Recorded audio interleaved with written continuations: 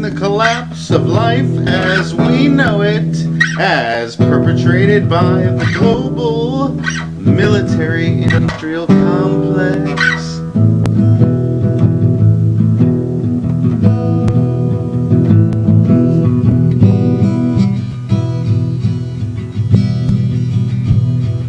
And now, ladies and gentlemen, the host of the Ronald Show, Ronald.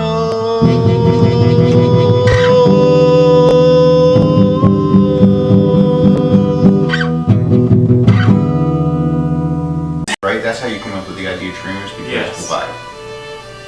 Why? Because we wanted to show people from different cultures, different parts of the entertainment business, different professions, directors, models, actors, writers, song scorers, stand-up comedians. We wanted to show all different types of people coming from all over the world, coming to Hollywood to make their dreams come true. Hi, I'm Lynn Moore, and I am playing the role of Jasmine in the web series Dreamers. We're all dreamers. Everybody here in the city is a dreamer of some sort in some way. And this project is capable of showing that heart. It's capable of telling that story of people who have the balls to jump in and make their dreams come true, to conquer their fears, to walk into the face of fear, pretty much, because almost everybody in this world who hasn't gone after something artistic in that sense, who's been stuck in the mundane day-to-day life of working, whether it's a corporate job or whether it's to feed your family or whether it's just to survive. Almost everybody here in Los Angeles comes here to be who they are, in some sense. And being successful is really just reaching that in whatever way that is. It doesn't mean you win an Oscar or make $1 million, or it's about having a goal, dreaming about that goal, and making that goal come true. And that's success. And so here we are in the city in Los Angeles, dreaming. Hi, I'm Sean Whitehorn. I'm playing the role of Robert Hernandez in the web series Dreamers. Have I ever wanted to be a director? The more I get into film, the more I'm interested in a little bit of everything. Directing seems interesting, yeah, but I'm more focused on acting. He's Mexican American. I'm also Mexican American. I'm always dreaming about how I can live my life with more freedom, more money, more adventures, excitement, hanging out with cool people, and I'm a dreamer. Hello everyone, I'm Michelle Betancourt and I'm playing the role of the Brazilian girl in Dreamers. My character and I are very similar because, first of all, I am Brazilian, right? And the character is Brazilian too. I'm an actor and I just came from Brazil to LA to try to conquer the world. Awesome topic. Dreamers, right? Dream is just like, it's what moves people. It's their dream, and everyone has a dream. Like here in Hollywood, the dream is to be a successful actor or actress, or I don't know, a performer, or a writer or producer. That's what people do here. And for me, the difference coming from Brazil to Hollywood is like being more, I don't know, near this dream that I had. Hey guys, I'm Sto Strauss. I'm playing Trey in Dreamers. He came from nowhere to LA to be, to make it in the entertainment, to entertain people, and that's what I did. And he also has a similar relationship to his car that I have to my car, which helps. He's named his car, I've named my car, I talk to it. In a way, it's what gets you from point A to B. I love to dream. I will choose that over a work shift any day. Hi, I'm Nikki Sun, and I'm playing the role of Jamie in Dreamers. When I first saw this script, I felt very connected to the character Jamie because not only is she Asian, but she's also from the Bay Area, and I'm from the Bay Area myself. But Jamie is about an actress, aspiring actress who moves from the Bay Area to LA to pursue acting, and that's exactly what I'm doing right now. So that's how we connected. Hi, I'm Jeremy Montgomery, playing the role of Jerry in Dreamers.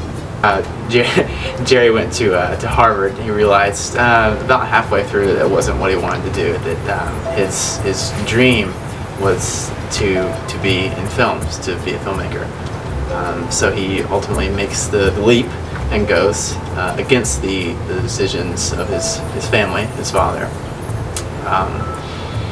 And he gets cut off and realizes that he's going to have to do this all on his own. But it's okay, because that's what ultimately is going to make him the most happy, and that's what you should always do. Whatever makes you the most happy is what you should go after. When you have a dream, it's very much an image, you know, and when you can see that and sense that, and more so feel it, you know, you get that feeling of like, okay, this is what I want to do. You can see it in that dream, and you just go after it, and the dream becomes a tangible thing that you can just, I don't know, you just feel it, you know. It's really an inspirational story to show that anybody who is driven and has a vision or a dream can come to Hollywood, or Hollywood land, which is what we sometimes call it out here, and parlay whatever their talents are into some type of major success. And we wanted to show that through different types of people that we were putting together as characters on this journey together, that we could teach you through entertainment how to possibly be inspired to make changes in your own life. So we really want to inspire people. Hello everyone, and welcome back to the Ronald Show, documenting the collapse of life as we know it is perpetrated by the global military-industrial complex and teaching you to be a creditor in commerce. Today is, let's see, Wednesday was the 17th. That's the day that Roy Rey, 17th of July 2013, that's the day that Roy Rey lost his mind, abandoned his crew in Las Vegas, and drove back to Los Angeles without me or Bernard Chartouni. So Wednesday, 17th, Thursday the 18th, Friday the 19th, Saturday the 20th. So today is Saturday, the 20th of July 2013, and I'm awaiting a phone call, which I am going to record, that you will hear regarding the discussion that's going to be going on between myself, Ronald Farnham, the host of The Ronald Show, Scott Kime, the executive producer and creator of Harry Johnson, Diary of a Gigolo Porn Star, and also executive producer on Dreamers, because he gave us $4,000 to buy our equipment with. And of course, Roy Rey is going to be on the phone discussing returning the camera equipment and the sound equipment. And so that is going to happen here in a few minutes. And when the phone does ring and I get on there, I'll turn the camera back on and we can record it. And I'm going to record this conversation for all of us. So I don't know what's going to transpire during this conversation, but you may get one or two chuckles out of it. Who knows? I know that this experience has been just crazy. In fact, I am going to read the email that I just sent to the entire cast and crew of Dreamers. And here it is. The subject is Roy Rey abandons crew in Las Vegas and steals equipment. To Scott Kime and the cast, Bernard Chartouni, Chloe, and Bernard Chartouni is the DP, Director of Photography, Chloe Wilson, Michelle Bittencourt, Edwin and April Awalt, Stowe Strauss, Kyle Colton, Jeremy Montgomery, Ariana America, Nikki Sun, Fiona, I don't remember her last name, Fiona Rose Stout, Sean Whitehorn, Nathaniel Anderson, Shobit Agarwal. And the email reads, July 20th, 2013. On Wednesday, 17 July 2013, Ronald Farnham, Bernard Chartouni, Stowe Strauss, and Roy Rey drove from Los Angeles, California to Las Vegas, Nevada in Roy Rey's Ford Mustang. During the 5-hour trip, Roy Rey would not turn on the air conditioning in temperatures over 100 degrees, causing breathing and eye problems for Bernard Chartouni and Ronald Farnham because of the hot, dry air and cigarette smoke coming from Roy Rey's chronic cigarette smoking. In the days leading up to the 17th of July 2013, Roy Rey had become angry, controlling, and despondent based on the observations of Ronald Farnham and Bernard Chartouni, because Roy Rey had not raised as much money as he felt felt he needed for the production of Dreamers. He would not provide to the director and director of photography any of the details of the shoot locations in Las Vegas, Nevada, and did not put together a location or shot list for the 2 days of planned filming in that area and the surrounding 100 miles. When Ronald Farnham made suggestions, Roy Rey got angry, turned his back, and refused to listen or answer any questions, and went into dishonor with the crew. You all understand dishonor. Upon arrival in Las Vegas, Roy Rey endangered the lives of the passengers in his car by continuously looking away from the road and down at his GPS in his car because he cannot drive without a GPS. He's Indonesian. So, nothing against Indonesians, but if he is a representative of all the Indonesians, don't go to Indonesia. Ronald Farnham, the writer of the web series Dreamers, had arranged for himself, Bernard Chartouni, and Roy Rey to stay at no expense at the house of Edwin and April Awalt in Henderson, Nevada, 20 miles from downtown Las Vegas. Upon arrival at the Awalts, they graciously invited us in and offered us the free use of their camera equipment, editing software, Final Cut 7, video rendering services, Mac computer, food, automobile, production equipment, time, effort, and videography services. That's right, Edwin went out on the field with us and videoed and drove. Because Roy Rey had refused to permit the director of photography to handle the camera in the days leading up to the first day of shooting in Las Vegas, at our 11 a.m. arrival at the Awalts, Bernard Chartouni, director of photography, CSC, which is Canadian Society of Cinematographers, had to make a quick study of a camera, Canon 5D Mark III, that he had not used. Once the details of the camera were solved with the help of Ronald Farnham, who had contacted everyone who might know the solution to setting the camera to a 24 frames per second, we gathered our equipment, loaded the car, and prepared to go out to our first shoot location. We turned to Roy for the location details, and he had nothing for us. So we took matters into our own hands, and the Awalts helped us figure out the best places to record our scenes based on what we wanted. Then Edwin Awalt took us everywhere we wanted to go, 9 separate locations. The entire time, Roy Rey offered no comment, response, help, or input, and watched us from his Ford Mustang shoot on the streets of Las Vegas without a permit. In fact, the cops even came and shut us down. I didn't mention that in this. After 6 hours of filming with no break, water, craft services, medical equipment, or the proper equipment to get the shots we needed, we finished filming. Dropped Stowe Strauss off at Harris Hotel and Casino. While checking in Stowe at the hotel, Roy stood outside the entire time smoking cigarettes, while Ronald Farnham had to ensure Stowe was checked in and even had to pay a fee at the counter. Roy was nowhere to be found to discuss the fee. We then drove back to Edwin's house in Edwin's car and left Roy Rey's Ford Mustang in the Harris parking structure. Upon arrival at the Awalts, April had prepared dinner and snacks for us. I, Ronald Farnham, purchased $80 worth of food and drinks for the Awalts out of my own pocket and snacks. Okay. I was never repaid or paid by Roy Rey for any of the work I did on the Dreamers project during the 7 months of development and pre-production since January 2013. And today's July 20th, 2013. So 7 months. While we were eating, Edwin went into his editing room and began rendering the video footage that we shot. That took more than an hour. It was 17 gigabytes of raw footage. During this time, Roy Rey sat on the couch saying nothing, smoked cigarettes, and began to get drunk on beer. He then demanded that we watch the footage on the downstairs TV through the camera hookup to the TV. Then he would not watch any of the footage and began criticizing all of us. We repeatedly asked him to watch the footage with us, to no avail. Hence, Edwin, Bernard, and Ronald Farnham, me, congregated in Edwin's editing room and began watching the footage and preparing a shot list for the next day. We were in good spirits because we did good video work, which is really true, which is available upon request. I'll probably put the raw footage up on this show, maybe. Who knows? I don't know what's going to happen. Once finished watching the footage, we began to watch Edwin's movie that he produced and directed, titled 1 in 7 Million. Funny movie. It is a brilliant comedy, and we were laughing and having a great time. Roy Rey barged into the room, fired Ronald Farnham, me, and Bernard Chartouni from the Dreamers project, and demanded us to stop watching the footage. But we were not watching it. Edwin explained that to him and asked him to stay and relax and offered him the opportunity to watch the footage. Roy Rey refused.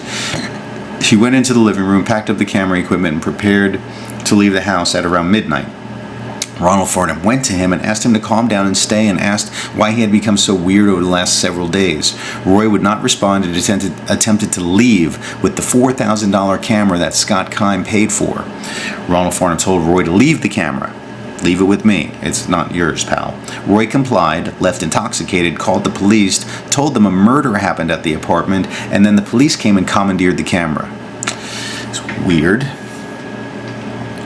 Then Roy Rey went to Harris Hotel, secured the actor Stowe Strauss, and he left Las Vegas in his Ford Mustang and drove back to Los Angeles with only himself and Stowe Strauss in the car, thus abandoning Ronald Farnham and Bernard Chartouni in Las Vegas with no way home other than Greyhound bus. Ronald Farnham paid the bus tickets for himself and Bernard Chartouni. Ronald Farnham called Roy Rey, who would not answer his phone. Ronald called Stowe Strauss and convinced him to get Roy on the phone as Roy drove toward Los Angeles. Roy told Ronald that Dreamers will be made, and if Ronald wanted to use the camera, then he would have to talk to Roy's lawyer, Welly Rey, and that's Wellyrey, of 3333 Brea Canyon Road, and that's Brea, Brea, Canyon Road, Suite 104, Diamond Bar, California, 91765. And the email address is wellyrey@aol.com. That's WELLYREY@AOL.com. And Roy Rey's email address is info@royreyproductions.com. Roy Rey Productions, ROYREY Productions.com. Law offices of Hellwig and Middleman. Cell phone 951-204-2545, and then the other number is 909-839-2800. If you want, you can call. I can't stop you. I'm just reading this email. In the 3 months leading up to the incident, Roy Rey had taken up unofficial residence at Ronald Farnham's home. True. Roy Rey provided no financial assistance in any way, smoked on the premises without permission from the landlord, and brought unwelcome food items into the residence against the wishes of Ronald Farnham. He told Ronald Farnham that he did not use toilet paper to clean his rear end after defecating, and in an unsanitary fashion, he washed his defecation into the bathroom sink and shower. This exemplifies a type of psychosis and childlike behavior. He told Ronald Farnham that he experienced tragedy at a young age in Indonesia after his mother died, and he lived in poverty for 10 years and went through a dark time. I believe this has severely damaged Roy Rey's psyche, and he may have evolved into a sociopath, thus abandoning his crew and friends and stealing their equipment. This has been an official statement by Ronald Russell Farnham. All right, thanks for watching The Ronald Show. The phone has not rung yet. I'm sure Scott is reading the email because I just sent it to him, and it's 5 p.m. right now, Pacific time. So we'll see what happens. This has been crazy. I can't tell you how crazy, but you know, this is Los Angeles, man. If you're going to come to Hollywood and try and make it in the entertainment business and come to Los Angeles and live here, be prepared. Be prepared. Come with a strong will and a closed mind. Closed in a way where you're not going to let the outside world affect your belief in yourself or get you down. I walk around the streets of Los Angeles almost every day, and I see people walking around the streets in despair, crying, leaving, coming, going. It's just homelessness, dirt. The place smells like piss. It's a crazy world out here. But what doesn't kill you, right? Okay. Thanks for watching The Ronald Show. We'll be back after this when the phone rings. All right? Peace. What if a government intelligence analyst from the Pentagon is forced to save mankind from extinction and the world from destruction, but first he must evolve into the Messiah and create the plan to save the world? The 21st century Messiah arrives, battles dark forces, and sparks the Armageddon that leads to the apocalypse, rapture, the 2012 pole shift, and extraterrestrial contact. Buy the book today by Ronald Farnham at Amazon and Barnes & Noble. The Second Coming of the Messiah, Book 1, The Awakening.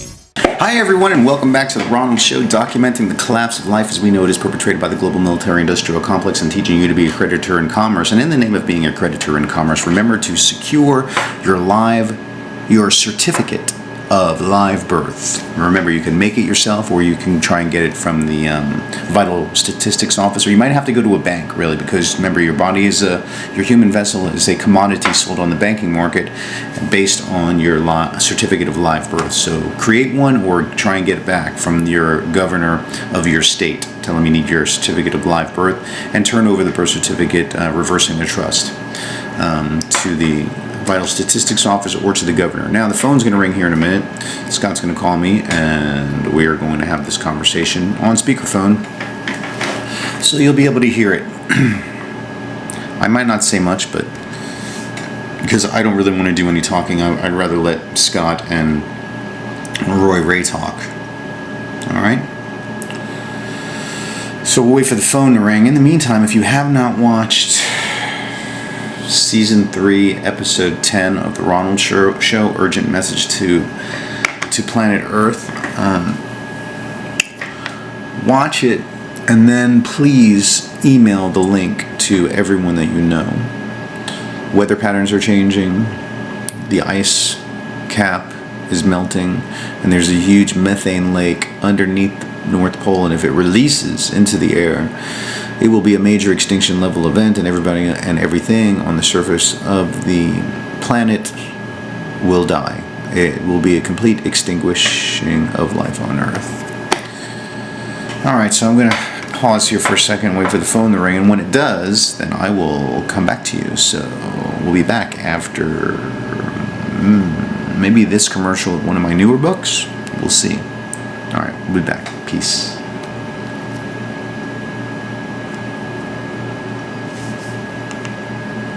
Oh, by the way, that's a picture right there of the supermoon from, I think it was June 24th. I was up in wine country in California. So, alright, peace. Have you ever wanted to write a book? Have you ever wanted to write a screenplay? Have you ever wanted to have your great movie idea turned into a screenplay, turned into a movie, turned into a book, and distributed all over the world? Well, now you can learn how to do it with the great new book by Ronald Farnham, How to Write a Screenplay in 30 Days or Less. It includes the logline, theme, synopsis, outline, and screenplay of the 3 magic questions. Learn how to write a screenplay in 30 days or less, or your money back. Get it today at Amazon or Barnes & Noble. Yeah. That's what the police told us, and said that they were in fear for our lives. Well, yeah, let them send you the police report. Who know? I mean, basically the police came because they thought that there was a murder here and at the apartment, and they were scared for us, so they wanted to come and make sure we were safe, and that or whatever he said. They said he was very troubled. Yeah, he told me himself he doesn't use toilet paper, and so he only goes to the bathroom before he's going to take a shower, and I don't, that's fucked up. So they're calling Roy right now. I'm recording this conversation. Ronald, Roy, you guys there? Yeah, I'm here, and I am recording this conversation just to let everyone know. Okay. Alright, I'm fine with that, Scott. Okay, guys, I'll just let you guys take up now. This call dropped. Remember our places, and I'll call you back. But I'm pretty sure I'm okay here. I'm in a good area. I'm going to go outside where I won't drop. If you guys stay where you're at, don't lose the range. We should be okay. Okay. So, guys, here's what I know. I know that 2 things happened. Things went wrong. You guys can't work together. But I also hear 2 different sides of the story. All right? So, the thing in question is, who was in charge of something, who should have been in charge of something, and why these things didn't work out. So, I don't care who goes first, but anybody, you guys want to address anything? Yeah, I want to address something. I don't think those details have anything to do with this. This is really just about you getting your money back. So that's all I'm concerned about, is the camera and the sound equipment going back to Sammy's, the money being returned to you, and that's all I'm even going to mention. Okay, so now, on top of that, those things that you have at Ronald's place, Roy, what exactly is it that pertains to the camera that needs to be returned? What pieces of equipment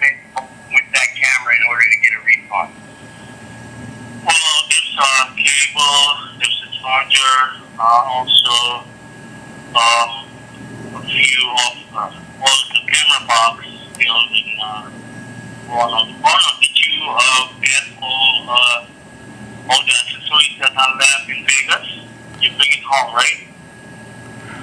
I have all of the sound equipment here and the rest of the camera equipment that you did not steal. Okay. Good. Alright. Yeah, because you stole the camera under police power and left behind the other stuff, and so I have the rest of the stuff ready to be returned. Okay. Okay? Do you understand what I'm saying? Okay, you understand what I'm saying. Yes, I understand. Okay, good, good. Go ahead. I'm not trying to do anything here. You know, I just want to make the Dreamer project.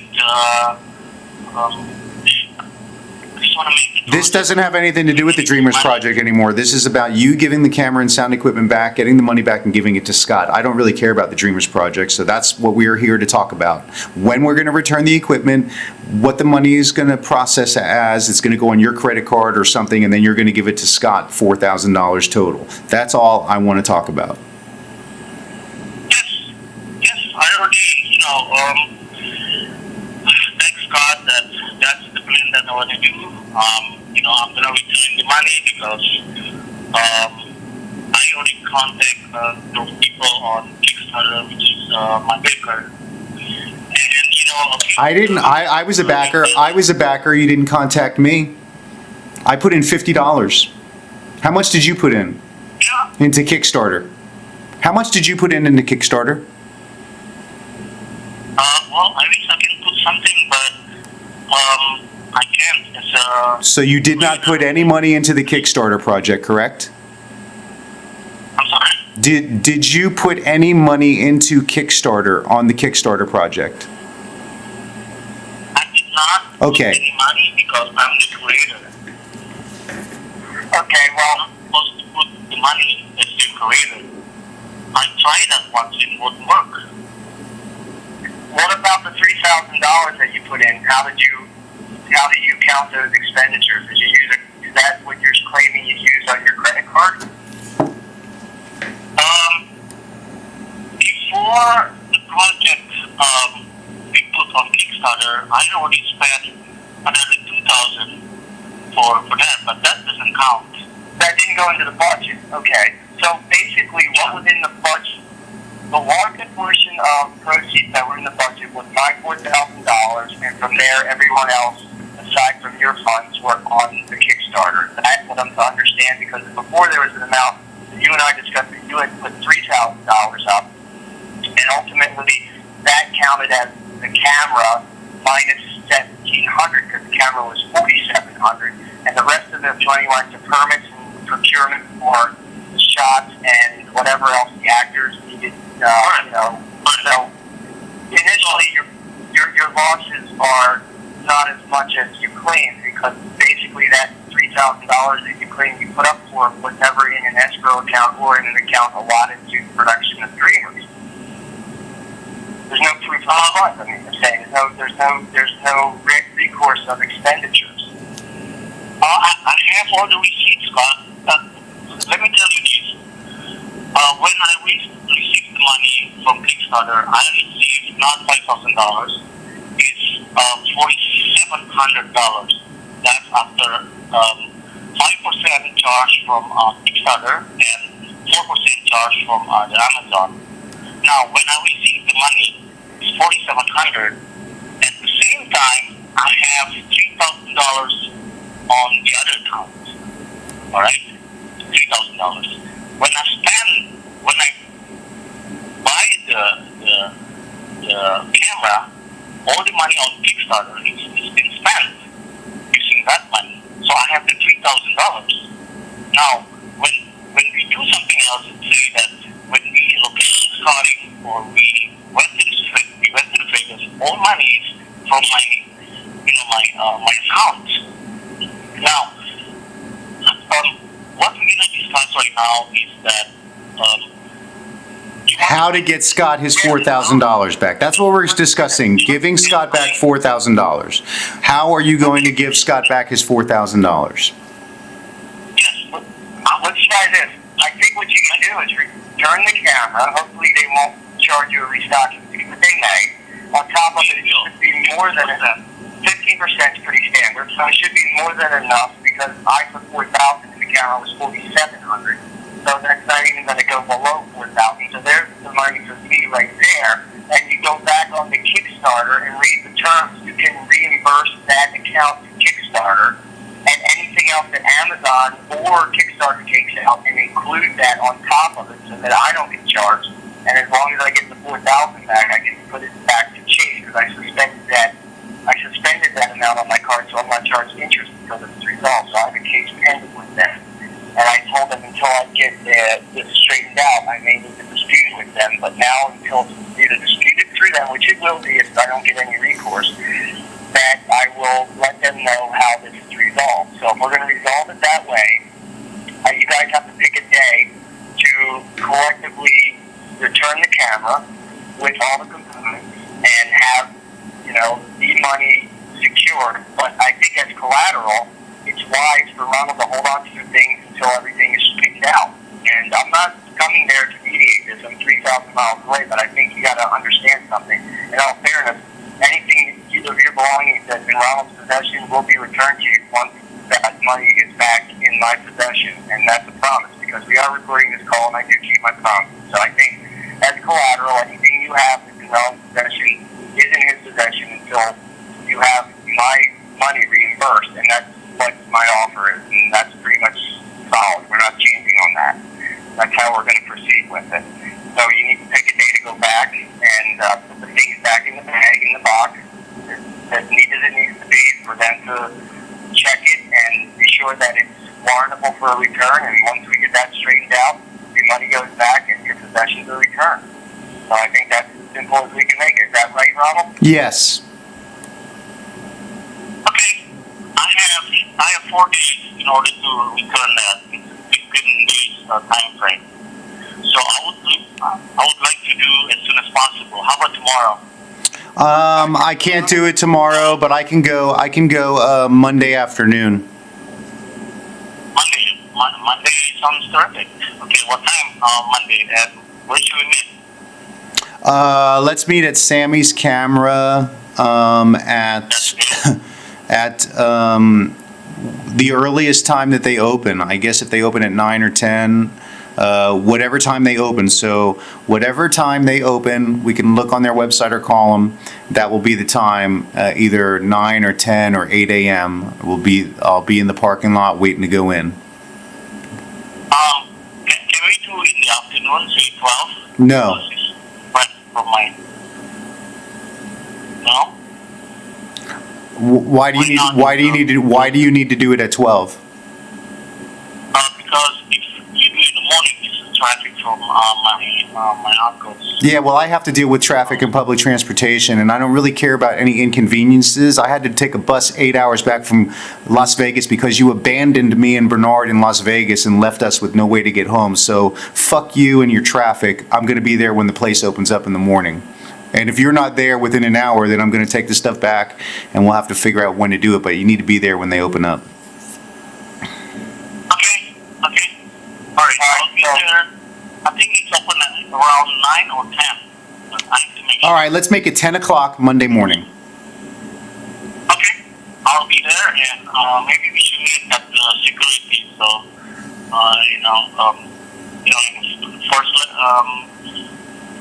first floor.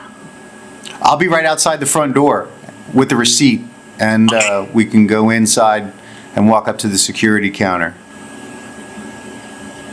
Okay, but we need to put together all the things that... Yeah, I would definitely recommend putting everything in the box before you exchange it, because they might try and... I'll have the boxes with me, and I guess we can do that out in the parking lot before we go in. Yeah, I would definitely put everything back in the boxes.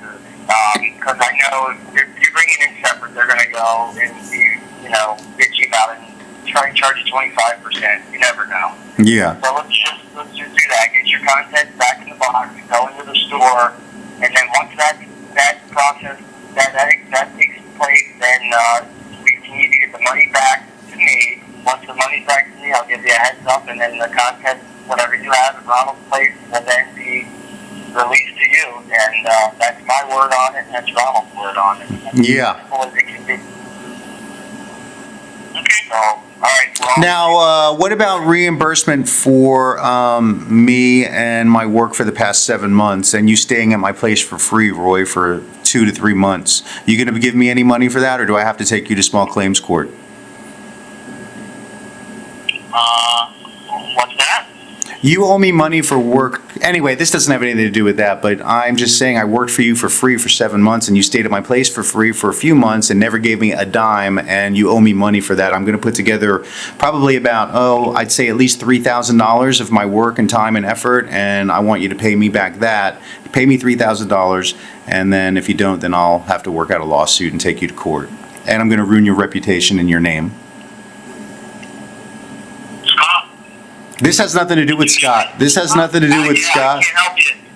I can't help you with that because I wasn't there when you guys started this project, and I have no idea what your contract states, but it seems fair that somebody should be compensated if they're fired. So I can't help you with that recourse. I just need to get the camera returned so I can get my investment. Right.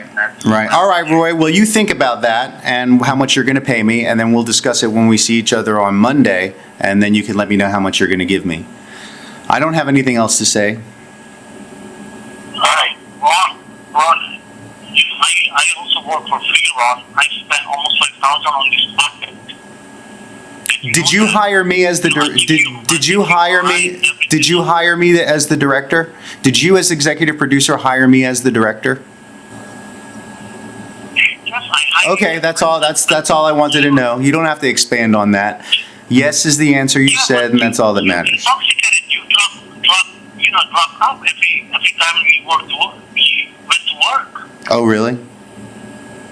Yeah, and that night, the whole day, everybody is just,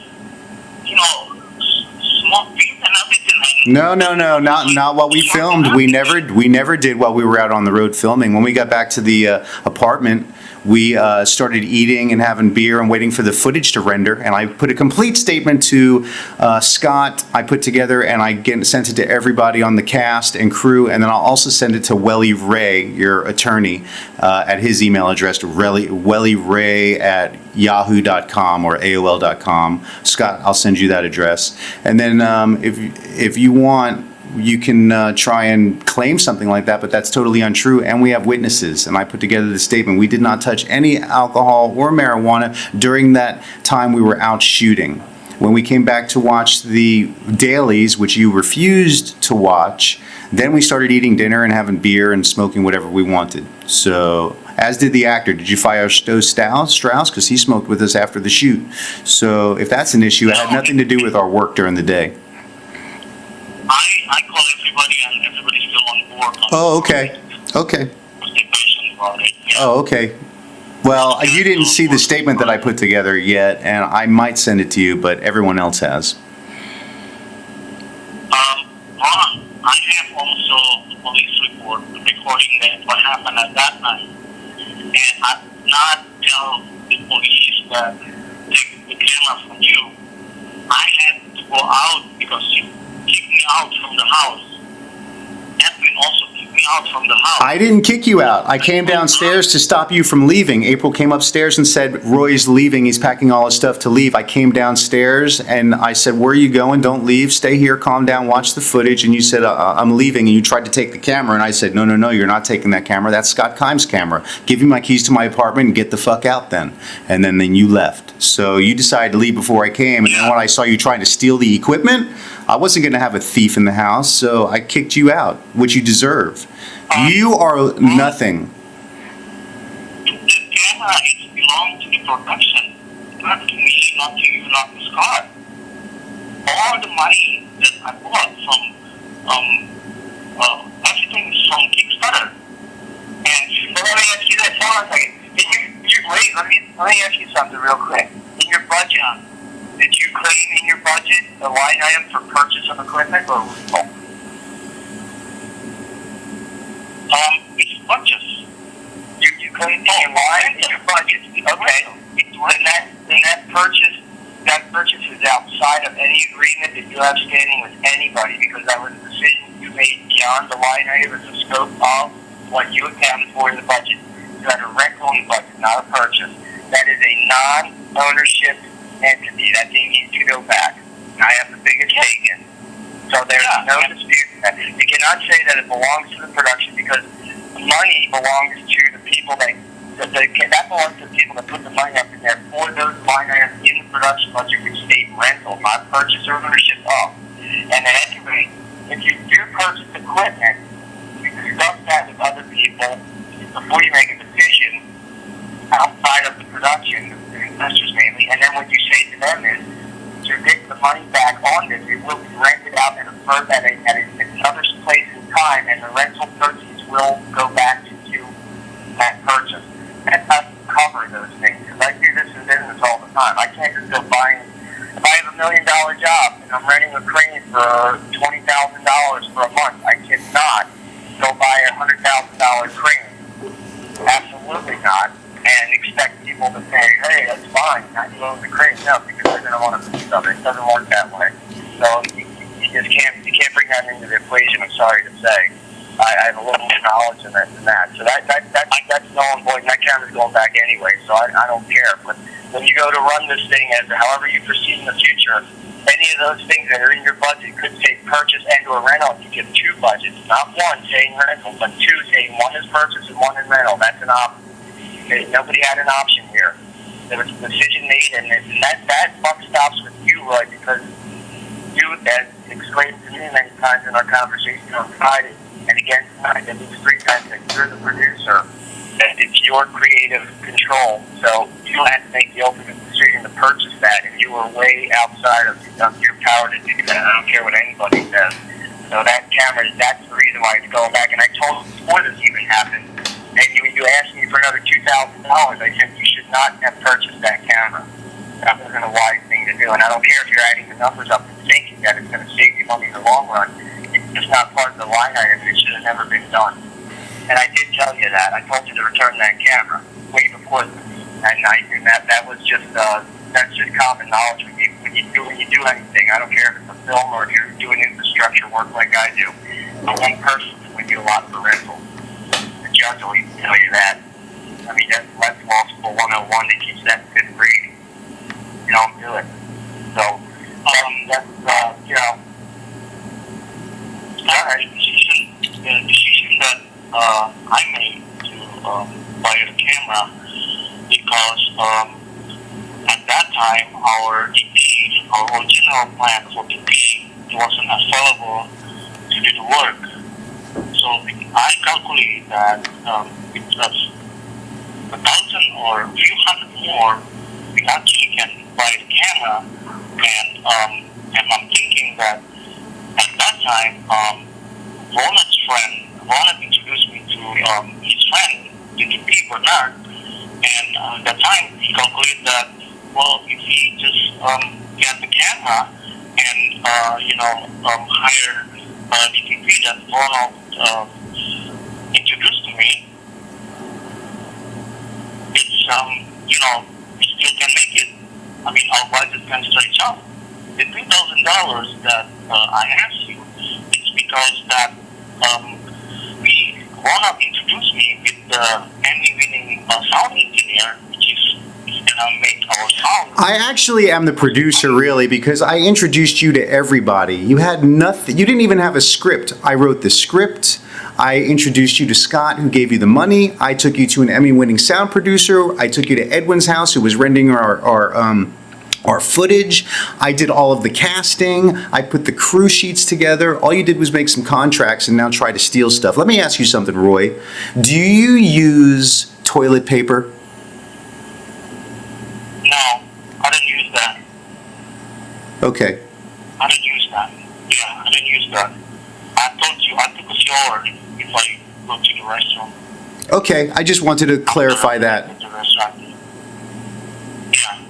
And Ronald, from the start, remember when I asked you that if you want, I can,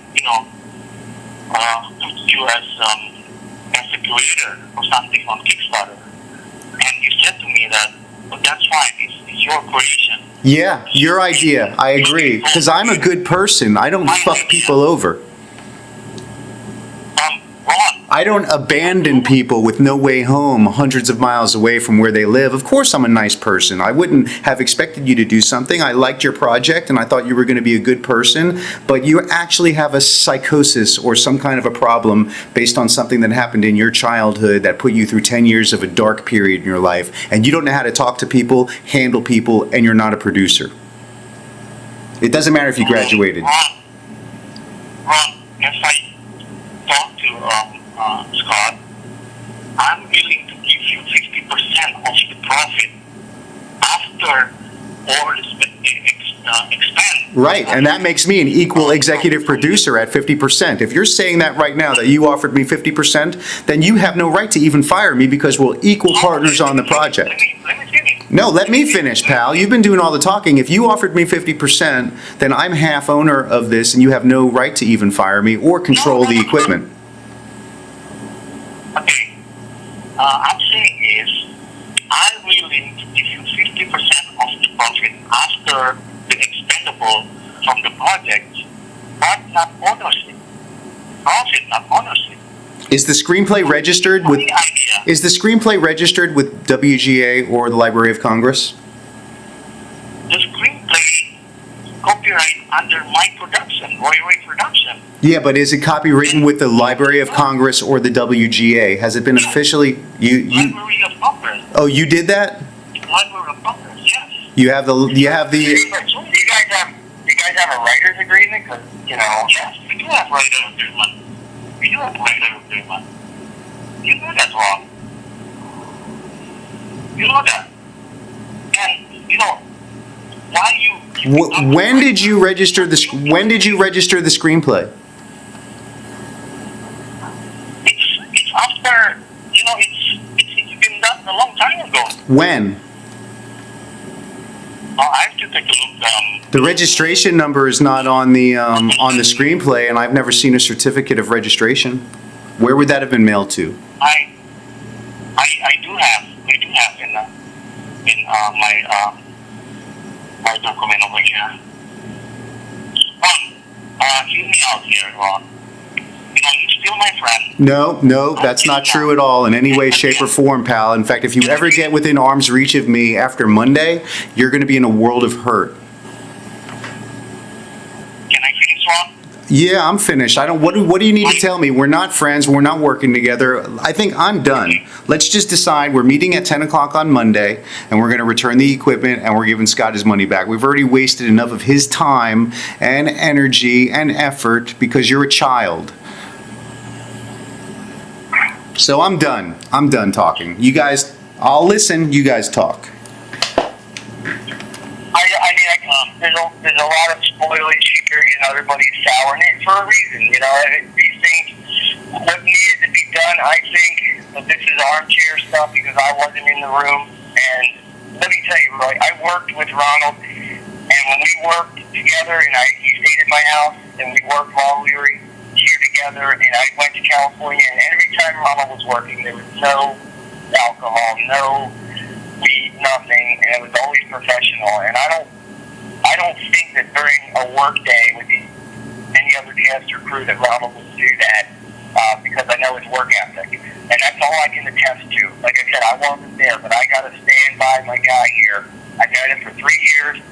He's been as honest as the day is long. He never asked me for a dime, and I've given him money when we started writing my script. And I put $40,000 into my venture so far for finding investors, for companies to find investors.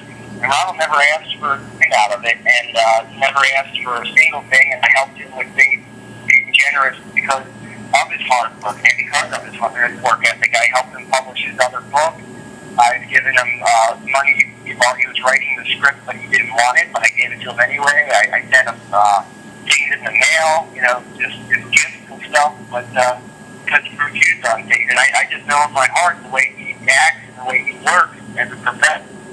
I don't think that it was all his fault or any of his fault at this point that the production went wrong. I think what could have been done better was that knowing Ronald the way he is, he's too nice and doesn't ask for everything in paper. And I think going forward, whenever you decide to do this project again, you really need to have production meetings in advance. Yeah. And a complete schedule ready, and just be business as usual with everybody. And this is for you too, Ronald, because you're two nice people, and I've seen you get screwed a lot, and it happens. And it makes a production, as you know, come to a halt. And things can go wrong real bad, and it can ruin reputations, which is more important because it could get you in a position where you'll never get a project, never it is, once you get a bad reputation. So production meetings are important. Yeah. Eyes with things are important, and this should never happen again. However, whichever state holds the most responsibility for this going awry, an examination of oneself needs to be done, and I can't tell you who's more at fault or who's less at fault, because again, in all fairness, I know Ronald the way I know Ronald, and I can't see that he would be different in front of anybody else. Judging what I saw, we were on national television together, and he was very professional, and at the moment that we were getting ready to go on television, our production started to fall apart. We didn't have people there to be on stage with us, and Ronald collectively got himself in a position that he knew we were going on, and within 20 minutes before we went on, we almost didn't have the people we needed. But Ronald got it together on his own will, got people to go on stage, and made that happen. And that's a fact. He didn't panic, he didn't throw a tantrum, he was calm and cool and took control of things. Needed to be done was done, and that's the guy I know. And I can understand that if he was in Vegas and these things weren't being done by a certain person, not naming any names, that he would be in a situation where he feels he needs to, produce something and get it done. And if that upset you, then that's why you have production meetings about whose ability is what. And being tired is no excuse for not doing your work. Saying that you have a long drive and you're just stuck. These things are human things, but you got to control it. Scott, I understand that. I know Ronald is a good guy. Like I said many times, that he's still my friend right now. But, Ron, I think you smoke too much, man. You intoxicated all the time. I know you're, Scott knows you a long time, but I've been living with you, man, every day, every hour, every minute. I know what's going on.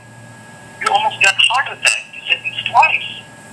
I concerned about your safety, man. Yeah, that happened from what?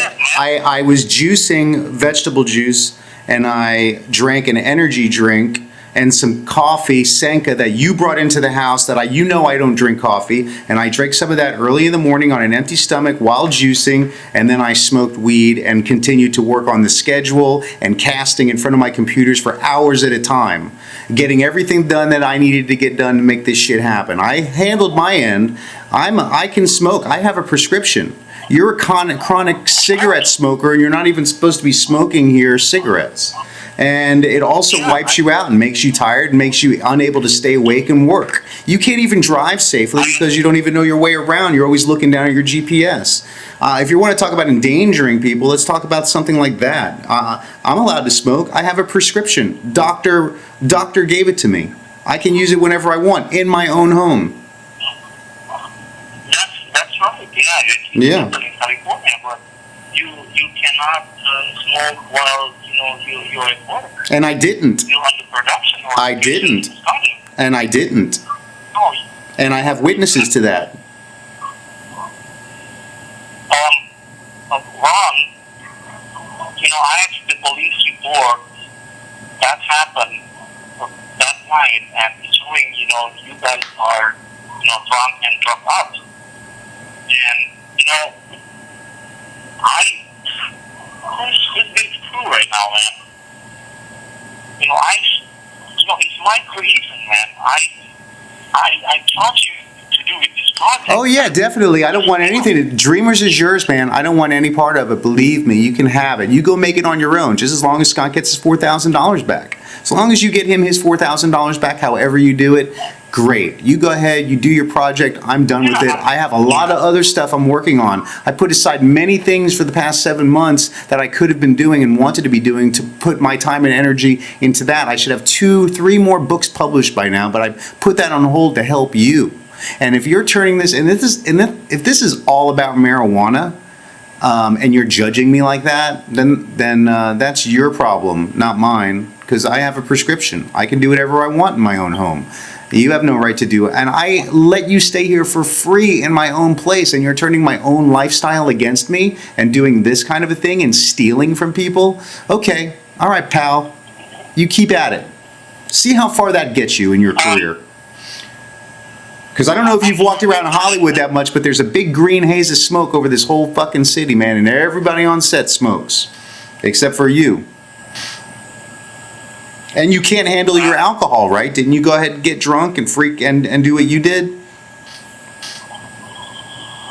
Ron, you know, I walked out from your friend from acting house because you guys yelled at me and you guys got drunk, and I'm concerned about my own safety at that night.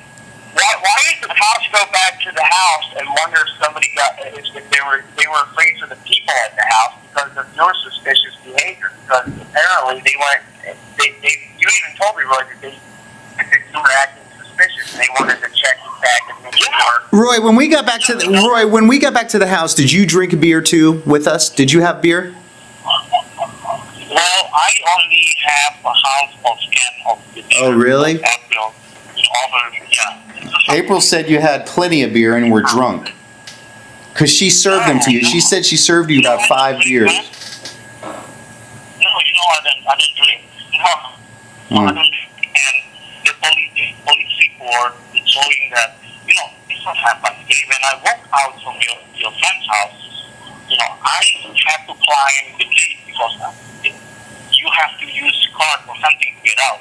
I had to climb the gate, and when I get out from your gate, I don't know where to go, man. I don't know what number to Did we invite you up? Did we not invite? Look, we argued, yeah, because you wouldn't answer anything I was asking you. You totally went into dishonor.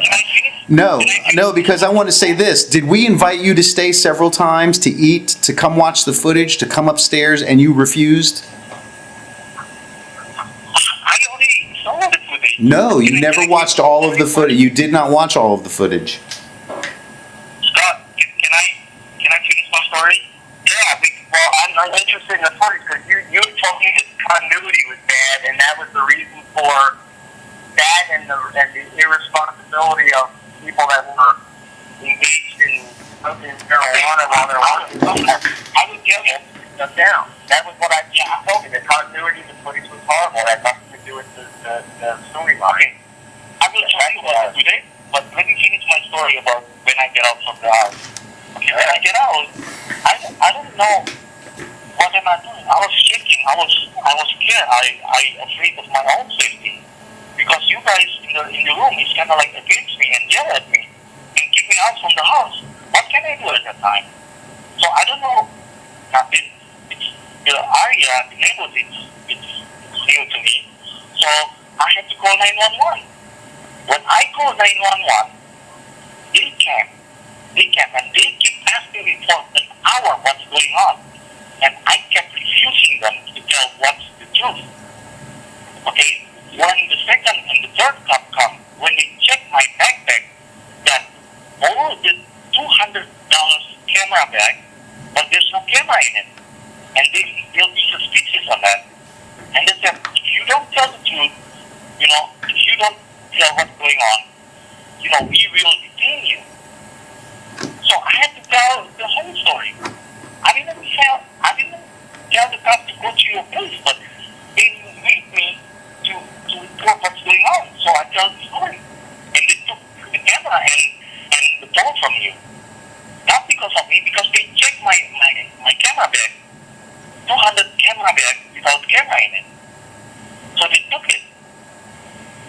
I didn't report that to the police. I had no choice to call 911. And all of that is reporting by, the police report that I text to you, Scott. You can call that number and ask them what's the complete detail police report at that night. The trick you have a portable that everyone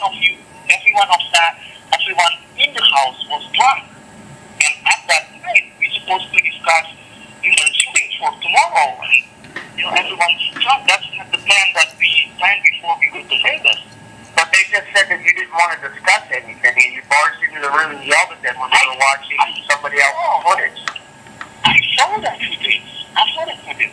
Not your footage, it's somebody else's footage. But you were watching somebody else's footage at the time, and you yelled at them, and because you were drunk, and nothing had to do. If you were scared, don't you have a portable GPS on you? How do you have your GPS? I have iPhone, of course. So you could find where you're at. Why would you not know where you were when you left the gate? There's no reason to be scared. You can Google your position and figure out where you're going. I don't understand that. It's so dark, and I was so tired that night, and I was scared. I was scared on my own. And what would make you so paranoid? The fact that you were drinking? Smoking? I don't drink. I don't smoke marijuana. I don't smoke weed. I don't do that. Yeah, I'll be honest with you.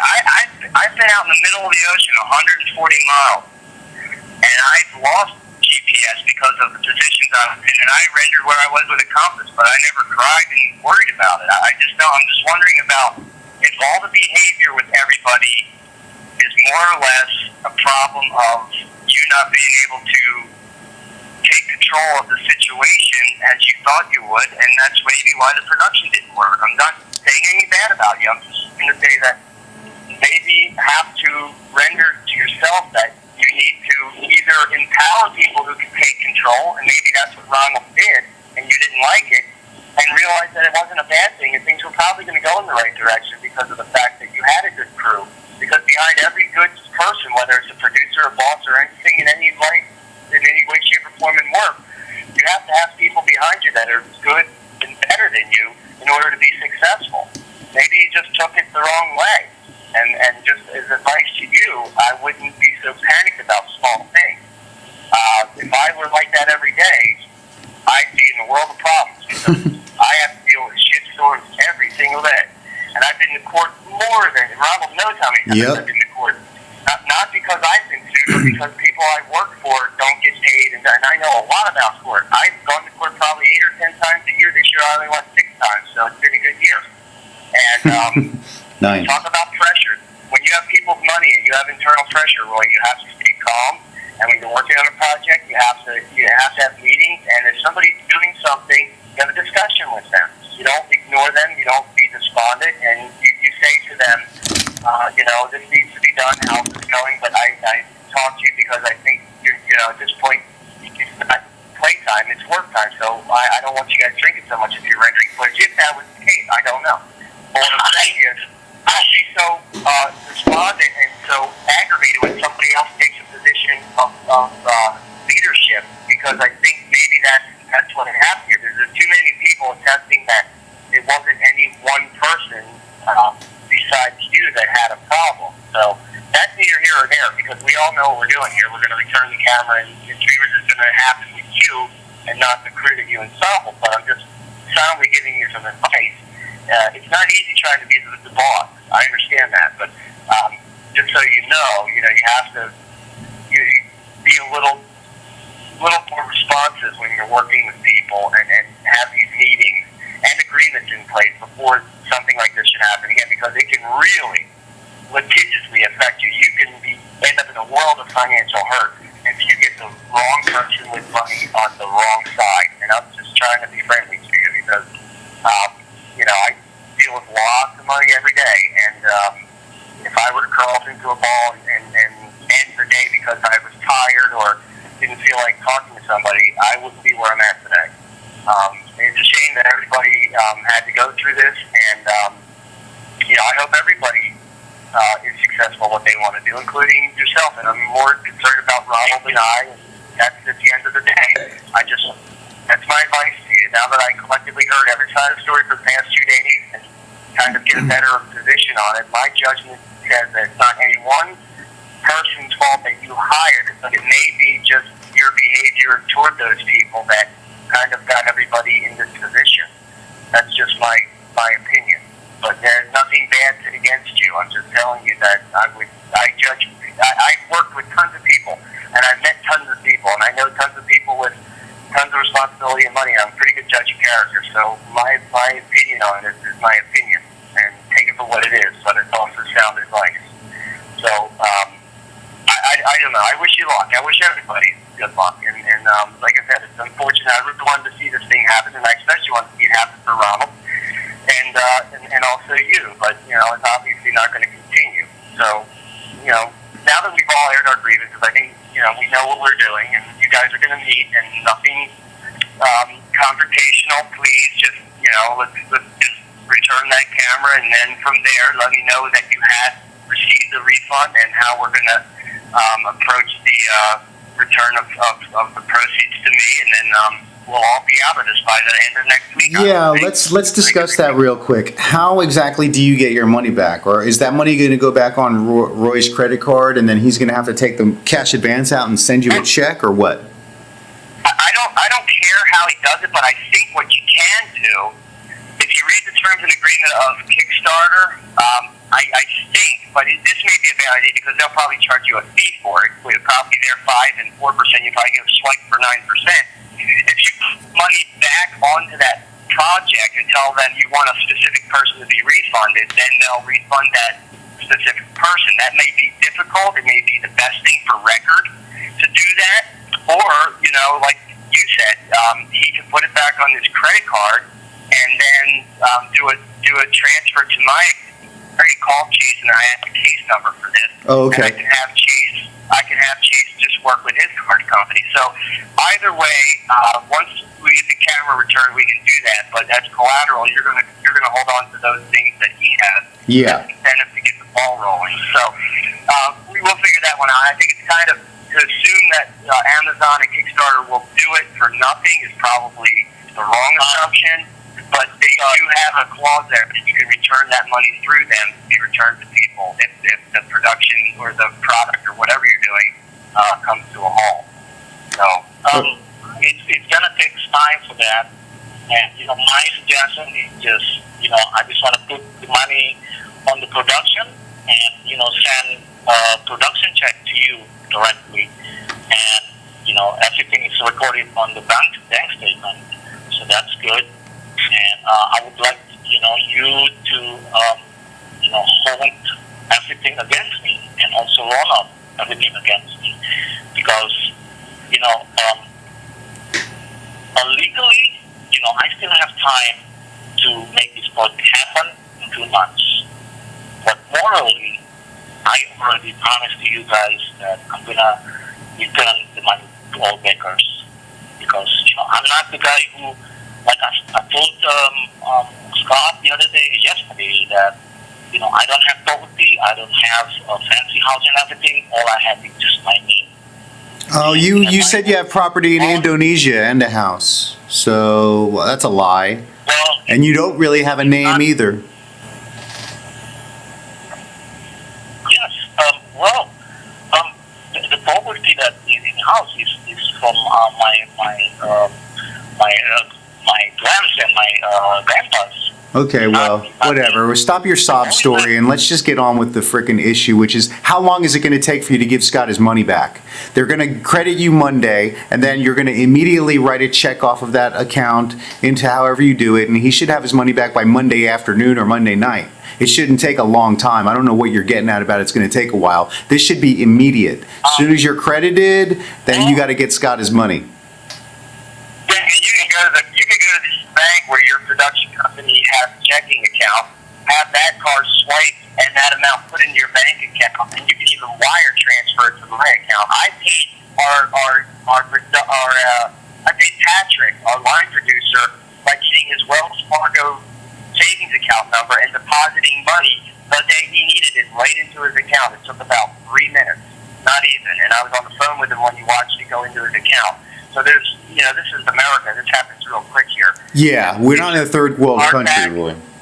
Yeah, you get your card back. You get your credit back on there maybe 24 hours before it shows up on your charge card on your internet. Maybe 24 hours. You go to your bank the next day, hand them the card. They swipe it through the terminal, put it into your account, and you write me a check. Or, you know, you just put it into your account and you can wire it to my checking. That's the safest. That's the safest it can be. There's a litany of ways to do this with a paper trail through a bank without waiting for the deposit to clear and paper check to come in the mail. There's just no reason. I mean, I transfer $300,000-$400,000 in a minute suppliers and people that I work with, bonds people, insurance people, right on the phone I call, or I just do it on the internet.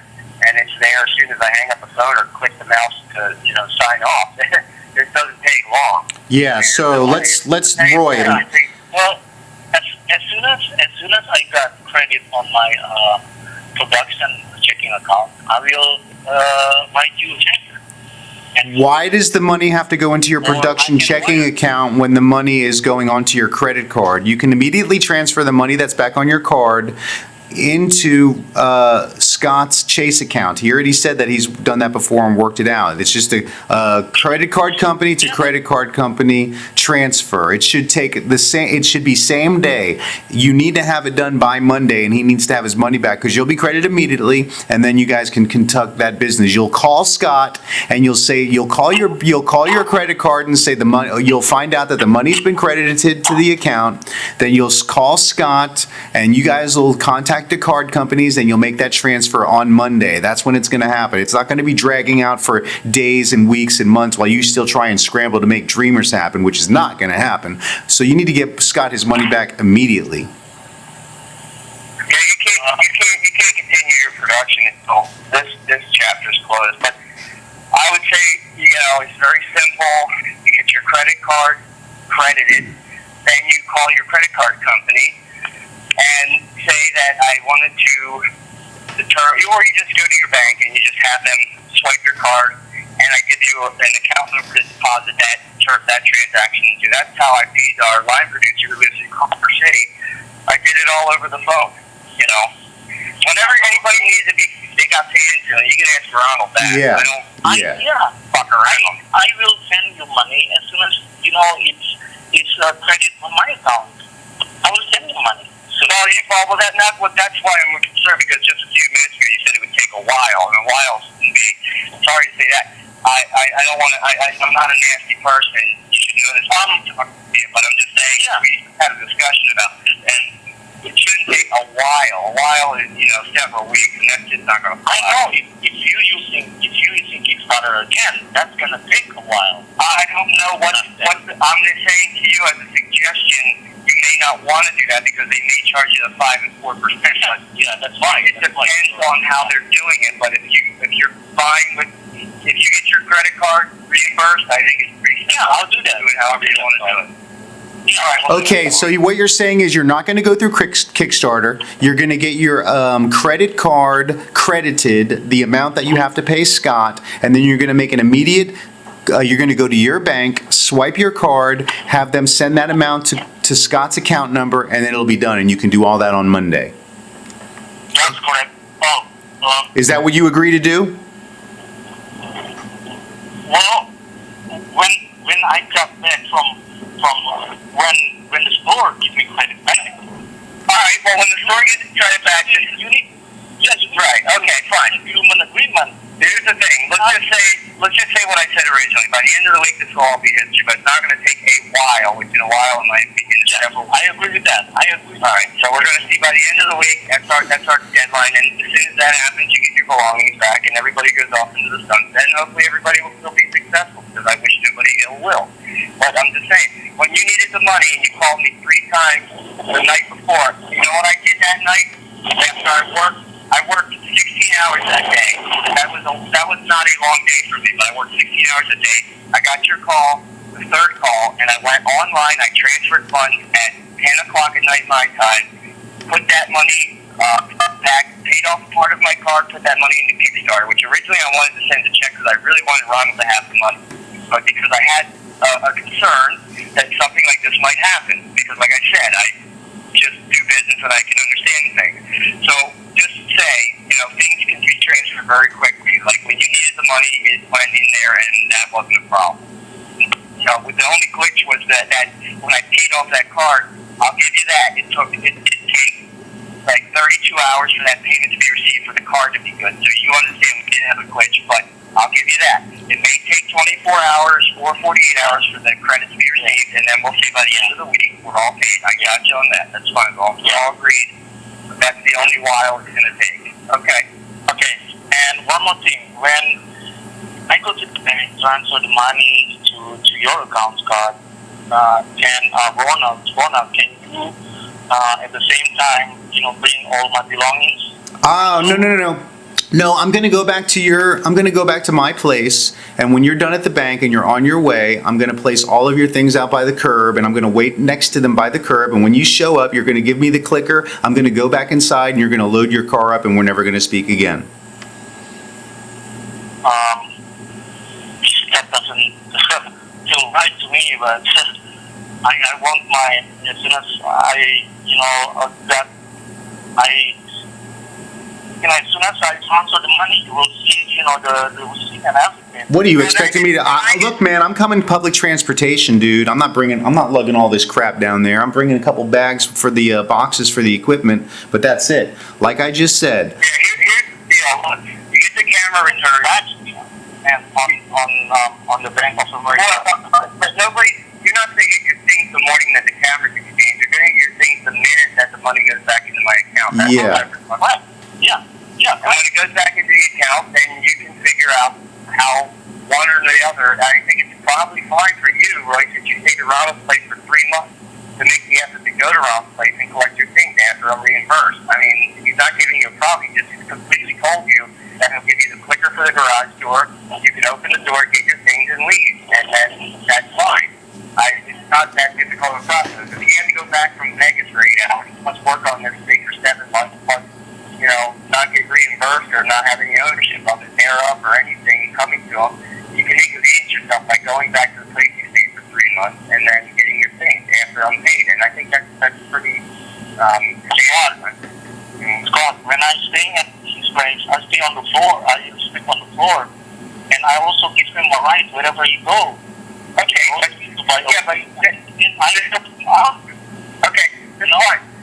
this is all I'm saying to you.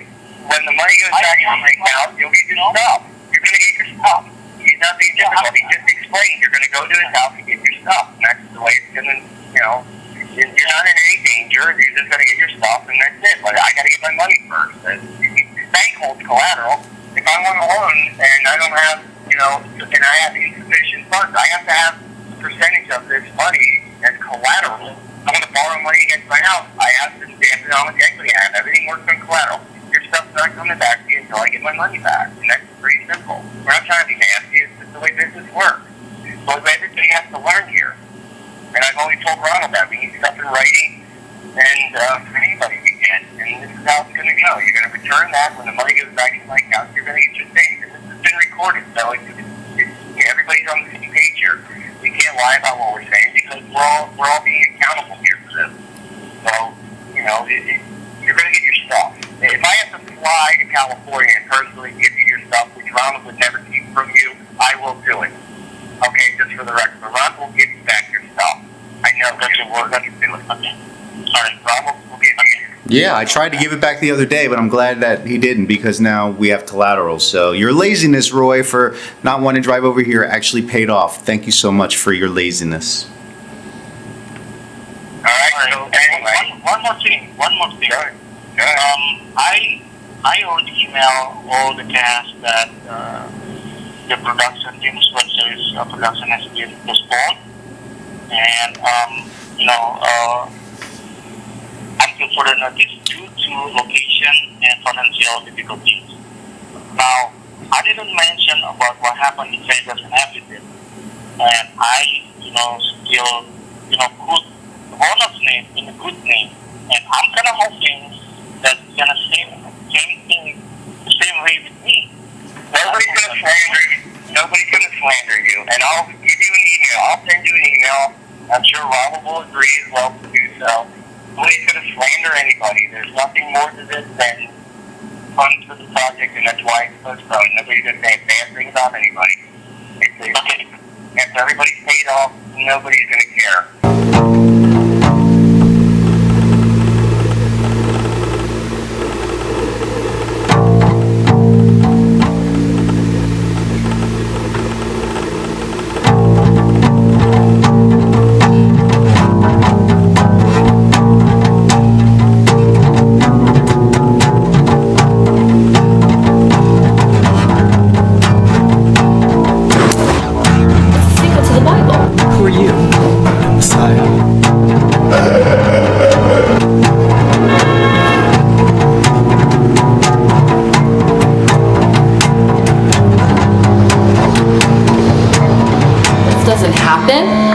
human race will die. Oh, really?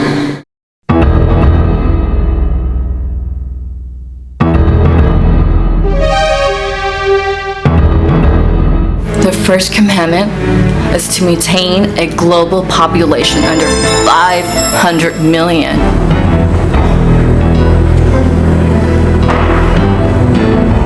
Do you know what that means?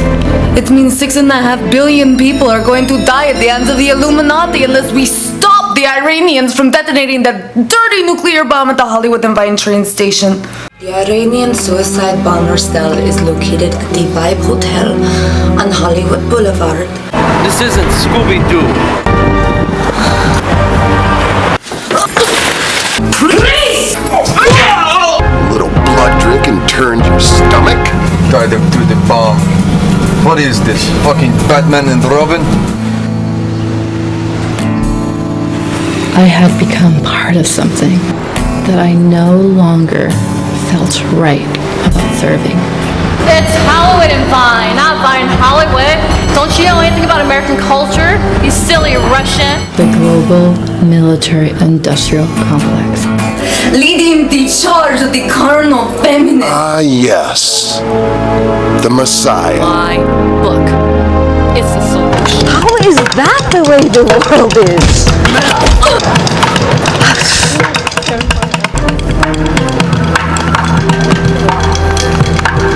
Traitor.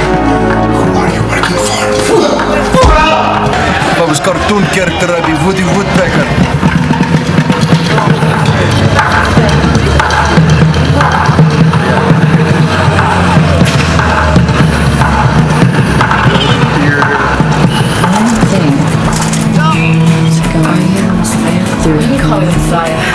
This land is your land. This land is my land. From the Gulf Stream waters to the New York Island, this land was made for you and me. And there's no reason to be slanderous, and that's why we're talking, and we're going to resolve this amongst ourselves. It takes up too much energy. I don't have the time right here to Ronald. You know, we're both working on a major multi-million-dollar project that we plan to have launched in the fall, if not sooner. We met with huge money people, and I was out in California for a week. Like I said, we sat with a producer, a named producer, and we weren't partying and getting stoned. We were on national television. Ronald worked on the set at Paramount. I was with him for a television show, and there was no unprofessional things being done, and we wouldn't do that to anybody. We know what it's like to be in the entertainment business and any business. And you're not going to slander anybody. There's nothing going to be, nothing bad is going to be reported or said. It's not going to tarnish your project. That's good. Can you guys put all of these? I'll put it in writing. I'll put it in an email. Actually, I'll say, Roy, thanks for the conversation. As you know, I'm announcing that it was recorded. And that our promise is to return your things when my funds are replenished, and once they are, you'll continue with Dreamers without Ronald and without my resources. That's the way it's going to be. And when it's going to stand for anybody, there's no reason for it. I don't have the energy. I really don't care. Even if I work with people in my business, somebody did a bad job, nobody says anything. Because between the insurance company and the contractor, you're not allowed to do that. Yeah. Alright, I think we covered the whole thing. Thank you so much, Scott. Thank you so much, Ronald. Alrighty, you got it. I know you hate me, Ronald, but you're still my friend, man. And you got my word. This project make money. It makes money. I'm gonna give you a half of the profit. You mark my word. You're recording my words. You hear that? I hear what you're saying. You heard it? Yes. Not the ownership, but the profit. After all the expense that I made for the profit. Good. I'm glad you said that on recording. Great. Yes. Because you're helping me from the start. When nobody want to help me, you're helping me from the start. Yes, and I can't understand why nobody else would want to help you. It doesn't make sense, does it? Oh, yeah, I think it does. Well, from the start, you you're the first person who helped me a lot. So that's when I appreciate that. Yep, we wouldn't have accomplished anything, not one thing, nothing would have gotten done without me, and you were basically just standing around with your hands in your pockets at Mattel babysitting a buffet when you asked me to help. And I did, and I made all this happen, and then you abandoned me and the DP in Las Vegas. So, fuck you. I'll take the profits, great, but you're a douchebag, and if I ever see you after Monday, after you get your belongings from me, you better just stay away from me, and don't contact me after we're done with this, okay? Unless you have money for me in profits, that's great. You want to reimburse me, you make money on Dreamers, and you want to give me 50%, and that's what you're saying. I'm going to hold you to that, because if it becomes successful, guaranteed then, you better not be a fucking freak, psychotic sociopath like what you've demonstrated. So yeah, definitely. Cool. Great. I'm glad you said that on the recording. But you're an asshole and a stupid, useless fuck. Okay. You're my friend. Well, in your mind, pal, but I'm not agreeing to anything of that. A friend does not do what you did. A friend does not do what you did. You're a judgmental prick, useless, non-producing fuck, and you are not going to succeed in Hollywood because you cry like a little baby when shit goes wrong. And shit goes wrong every day, just like Scott attested to. So you can go fuck off. You're better off going back to Indonesia and jumping in the ocean and just ending it all. That's my opinion. I don't know what to say, Roy.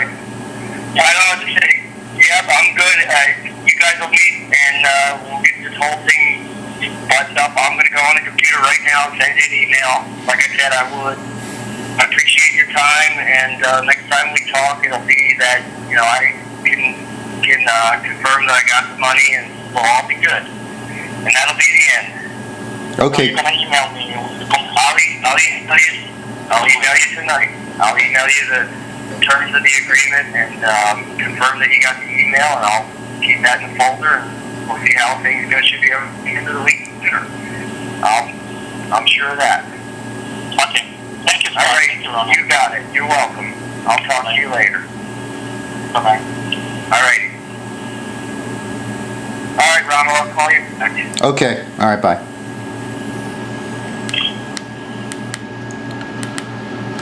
All right.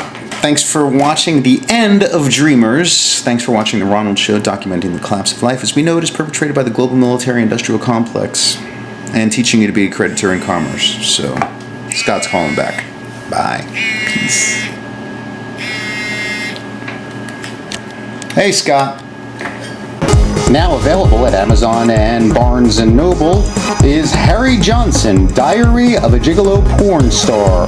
The crazy adventure of a 1951-born male in Beaufort, Georgia with a 2-foot penis that grows to 3 feet. He goes on to become an international porn star after becoming a war hero in Vietnam.